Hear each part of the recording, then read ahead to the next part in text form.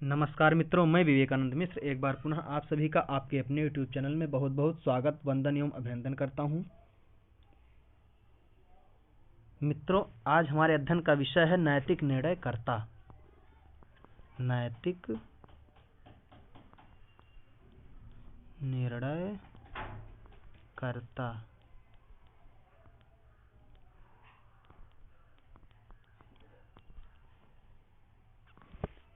नैतिक निर्णय की परिभाषा, नैतिक निर्णय का स्वरूप और नैतिक निर्णय के विषय का अध्ययन करने के पश्चात यह प्रश्न उठता है कि नैतिक निर्णय का कर्ता कौन है। इस विषय में विचारकों का अलग अलग मत है। मैकेंजी के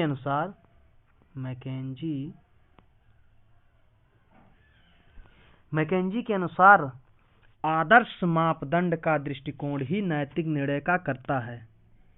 शेफ्ट सबरी के अनुसार शेफ्ट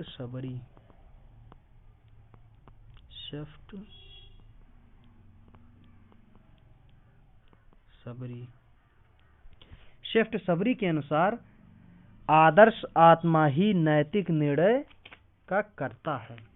शेफ्ट सबरी के दृष्टिकोण से मिलते जुलते एडम स्मिथ का विचार है। एडम स्मिथ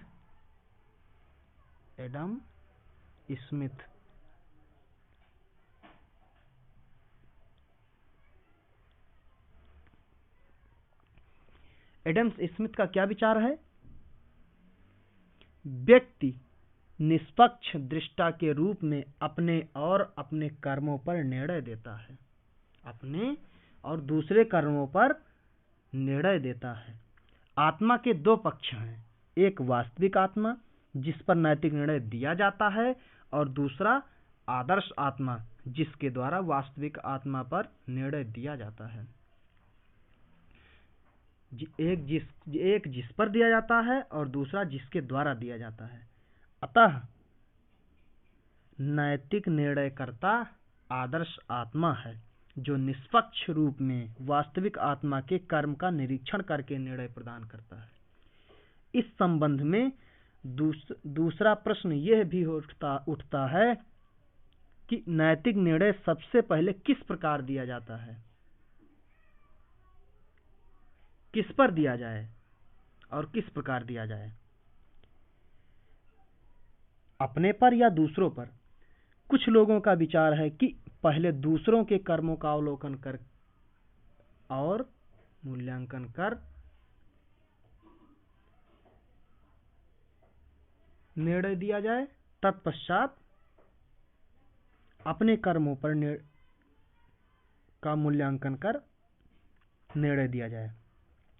स्मिथ, मिल और बेंथम इसके समर्थक हैं, परंतु यह मत समीचीन प्रतीत नहीं होता, क्योंकि जब तक हम स्वयं अपने विषय में नहीं जान जाते तब तक दूसरों के विषय में क्या निर्णय दे सकते हैं।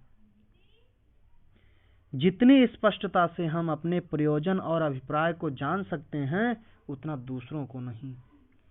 अपने नैतिक मूल्यांकन के आधार पर ही दूसरों के कर्मों के विषय में नैतिक निर्णय देते हैं। निष्कर्ष यह है कि व्यक्ति का आदर्श आत्मा ही नैतिक निर्णय का कर्ता है। वह अपने ऊपर निर्णय देता है, सर्वप्रथम अपने ऊपर ही निर्णय देता है, तत्पश्चात दूसरों के कर्मों पर निर्णय देता है। नैतिक निर्णय देते समय एक आदर्श या मापदंड हमारे समक्ष रहता है, जिसके आधार पर ही नैतिक निर्णय का कार्य संपन्न होता है। वह नैतिक आदर्श या मापदंड क्या है? वह एक है या अनेक है? उसका क्या स्वरूप है?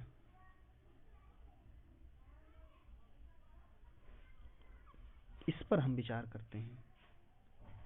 धन्यवाद।